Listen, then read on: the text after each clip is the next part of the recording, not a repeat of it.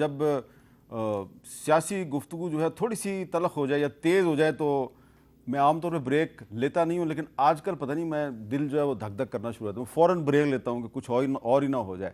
तो मैंने ब्रेक ले ली। लियाकत अली आज़ाद साहब, आपको लगता है कि ये जो मामला है, ये जो जजेस का मामला है, ये बखैरो खूबी अंजाम पा जाएगा? हाँ इंशाल्लाह जी। देखें, कोई अनकॉन्स्टिट्यूशनल डिमांड तो नहीं है ना। खराबी तो वहां पे होती है जहां अनकॉन्स्टिट्यूशनल कोई डिमांड हो, कोई इलीगल एक्ट की डिमांड की जा रही हो। अगर एक इदारा ये कहता है और मिन हैसुल इदारा ये बात करते हैं कि इंटरफेरेंस है और हमें इसमें एक सवाल पैदा होता है कि अच्छी बात है कि ये इदारा जो है वो मिन हैसुल इदारा ये बात कर रहा है, लेकिन अगर ये 3-4 साल पहले या 10-15 साल पहले भी इस तरह मिन हैसुल इदारा इकट्ठे हो जाते सारे, तो फिर कुछ लोगों को ये कहने का मौका ना मिलता कि ये सिर्फ एक मखसूस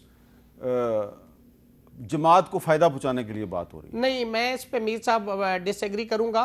वैसे आपकी एक बात जो है कि जी उस वक्त से इन्हें कर लेना चाहिए था, अच्छा होता, लेकिन अगर आज भी कर रहे हैं तो देर आए दुरुस्त है। एक जज साहब, मैं किसी जज का नाम नहीं लेता, एक जो इस्लामाबाद हाई कोर्ट के जज साहब हैं, पहले उन पर पीटीआई वाले इल्ज़ाम लगाते थे ये नॉन लीग का जज है, अब नॉन लीग वाले इल्ज़ाम लगाते हैं ये पीटीआई का जज है। उसकी रीज़न ये है कि देखें, जब पीटीआई की हुकूमत थी तो मियां नवाज शरीफ जो मुस्लिम लीग नून है वो अपोजिशन में थे, उन पे उस थोक के हिसाब से केसेस नहीं हुए।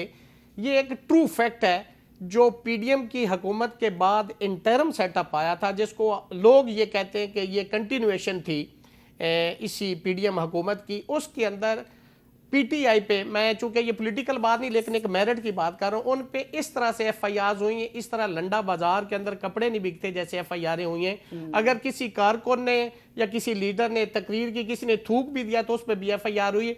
अब अगर बंडल ऑफ एफआईआर हुई हैं सेंचुरीज के हिसाब से। 2007 में आप लॉयर्स मूवमेंट में शामिल थे और मुशर्रफ ऊपर बैठा हुआ था। जी जी बिल्कुल, तो उस वक्त कोई एफआईआर नहीं हुई, इस तरह नहीं हुई, बिल्कुल नहीं। उस वक्त हमें बोलने की भी आजादी थी, हम तहरीक भी चलाते थे, नारे भी लगाते थे, रैलियां भी निकालते थे, लेकिन इससे बेहतर माहौल। आजाद साहब, आप कह रहे हैं कि मुशर्रफ दौर में आप शहबाज शरीफ के दौर से ज्यादा आजाद थे। मैं ये बिल्कुल आपको बड़ा कैटेगोरिकली कह रहा हूं कि चूंकि right of information, right of life, right of liberty, अगली बात को अगर कंप्लीट मुझे करने दे, जैसे आपने कहा ना कि जी वो करना चाहिए। अब अगर ट्रांजिटरी बेल 5000 एफआईआर भी है ना तो उसका मैटर ऑफ राइट है, जजेस देंगे। अब अगर ये उन पे ये इल्जाम लगा दिया जाए कि पीटीआई को सपोर्ट कर रहे हैं तो ये गलत होगा।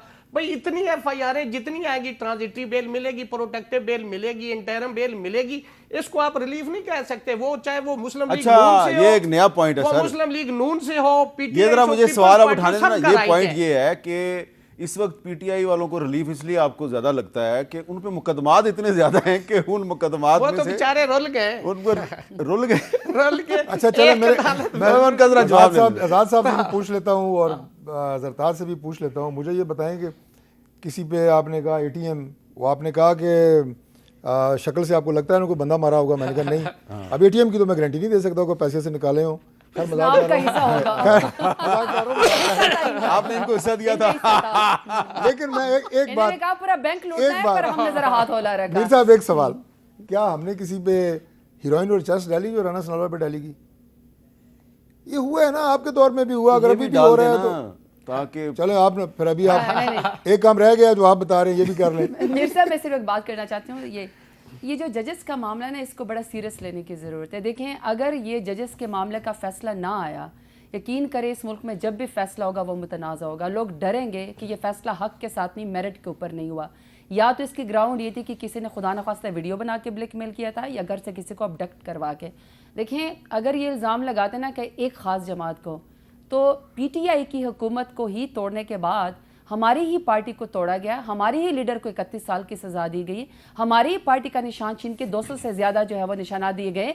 तो हमें सिस्टम से माइनस करने के लिए हर बार इस्तेमाल किया गया। चले जजों को इंसाफ दे दें, जजों को इंसाफ दे दें। बाकी अगला एटीएम चोरी का जो पर्चा होगा उसमें तारिक फजल चौधरी साहब को उनके पैसे मिल जाएंगे। एक सवाल है, आप पॉलिसी मेकर वैसे मीर साहब, मैं सिर्फ एक जुमला ऐड कर दूं, ये जो जजेस के वाले से गुफ्तगू हुई है, जब ये matter supreme court of Pakistan ने टेकअप किया हुआ है और सब जुडिस है और इस पर एक बेहतरीन फैसला होगा, तो हमें इसके ऊपर जो है चलें, वो ठीक है। मेरा ख्याल है कि इंतजार करना चाहिए। अच्छा, बेहतरीन फैसला आपने होगा। जो कहा कि आपकी पार्टी के साथ जो जुल्म ज्यादती हो रहा है, वो सारी बातें अपनी जगह पे ठीक है, लेकिन अब ये जो पब्लिक अकाउंट्स कमेटी की जो चेयरमैनशिप का मसला है कि शेर अफजल मरवत साहब बनेंगे या साहबजादा हामिद रज़ा बनेंगे या फिर हामिद खान साहब बनेंगे, तो इसको तो खुद पीटीआई ने नहीं मुतनाज़ा बना दिया।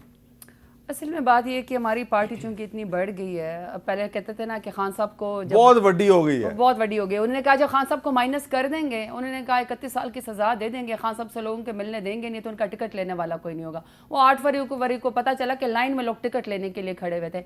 अब पार्टी इतना बड़े वो हो गई है कि अगर कोई आपस में इख्तलाफ भी होता है वो मैग्नीट्यूड बहुत बड़ा लगता है। अदरवाइज तारिक फजल चौधरी साहब बैठे हुए हैं, इनके अपने मियाँ जावेद लतीफ़ साहब के, राना सनाउल्लाह साहब के, इनके आपस की मिफ्ता इस्माइल साहब की, इनकी स्टेटमेंट देख लें। पार्टी में, ये हमारी पार्टी किंग्स पार्टी नहीं है, वरासत वाली पार्टी नहीं है। हमारी पार्टी में इख्तलाफ भी होता है और हमारी पार्टी में खुल के बात भी होती है। वहाँ पे मैं सिर्फ एक बात कह सकती हूँ कि मीर साहब, हमारी पार्टी में ये ज़रूर होना चाहिए कि सबसे पहले तो मुझे भी गिलाया आपने, क्यों मेरा 1-to-1 क्यों नहीं आपने टॉक शो किया ना, मुझे बुलाएंगे तो फिर मैं ज़्यादा इसलिए कि अगर आप अकेली बोलेंगी तो फिर आपकी मेरे से लड़ाई हो जाएगी ना, तो तारिक फजल चौधरी साहब होगा तो मैं बच जाऊंगा। मुझे आपने अपने मुहाफिज के तौर पर बुलाया है। मीर साहब एक बात अर्ज लेकिन वो तो मुहाफिज बनने के बजाय मेरे से वो एटीएम तोड़ने के पैसे में हिस्सा मांग रहे हैं। ये जो पब्लिक अकाउंट कमेटी वाला है, नहीं वो तो अब आपने कहा है, कोई ऐसी बात है तो फिर तो मिलना चाहिए। पब्लिक अकाउंट कमेटी की बात अर्ज करता हूँ। देखिए, इनकी पार्टी बहुत नहीं बढ़ गई, इनकी पार्टी में रोले बहुत बढ़ गए हैं, लेकिन वो उनका अपना इंटरनल मैटर है। जवेद लतीफ का ताल्लुक किस पार्टी से है? जवेद लतीफ का ताल्लुक तो हमसाया मुल्क के मुस्लिम लीग नून, मुस्लिम लीग बज़ाहिर अभी तक बज़ाहिर बज़ाहिर। देखिए, अच्छा, मैं जो भी PMLN का लीडर, छोटा हो बड़ा हो, लीडरशिप के खिलाफ, पार्टी के खिलाफ बात करनी है तो पार्टी के अंदर करें। अब इन्होंने कहा ना पार्टी के अंदर इख्तलाफ होता है, पार्टी के अंदर करते हैं ना। अब जरताज गुल भी करती होंगी पार्टी की पॉलिसी के खिलाफ, यहाँ तो नहीं पार्टी के खिलाफ बयान दे रही, तो this is unfair and unjust. ये अच्छी बात है ना इनकी। पार्टी के अंदर करें। हाँ, मुझे भी होंगे, मैं भी आप करूंगा। कह रहे हैं जवेद लतीफ साहब भी जरताज गुल का रास्ता इख्तियार करें, वो एक जनरल पॉलिटिकल वर्कर का रास्ता इख्तियार करें और पार्टी के अंदर बात तो करें। आपने तो उनको ट्रिब्यूट इसी तरह पेश किया ना, बिल्कुल कि वो किया। पार्टी के अंदर बात एक करें। जनरल पॉलिटिकल वर्कर है, मैं मुंह पे कह रहा हूँ, बिल्कुल है। लेकिन वो जो पब्लिक अकाउंट कमेटी वाली बात है, रिवायात रही हैं अपोजिशन को दें, ये भी ब्रेकिंग न्यूज़ है कि अपोजिशन को ही दे रहे हैं। ये अच्छा, खदशात दे रहे भी हैं। थे, Opposition अपोजिशन को को ही ही दे जा रहे रही है। आगे फैसला इन्होंने करना है। फैसला अपोजिशन ने करना है कि किसको बनाना है। चेयरमैन किसको बनाएंगे। चलें जी, बहुत बहुत शुक्रिया आप तीनों का। और अच्छा के इख्तलाफ हुआ, लेकिन आखिर में डॉक्टर तारिक फजल चौधरी साहब ने जरताज गुल साहबा जो है उनको कहा कि जेन्युइन पॉलिटिकल वर्कर है, और जरताज गुल साहब ने भी दिल में यही कहा होगा कि मेरी इतनी तारीफ कोई जेन्युइन पॉलिटिकल वर्कर ही कर सकता है। उन्होंने वैसे ज़ुबान से नहीं बोला, ये मैंने ऐसी इंटरप्रिटेशन की है। कभी कभी आपको खुशगमानी का इजहार भी करना चाहिए, ताकि वो लोग जो एक दूसरे के बारे में अच्छी बातें नहीं करते, आप ये कहें कि शायद दिल में अच्छी बातें करते हों, तो उससे माहौल कुछ बेहतर हो सकता है।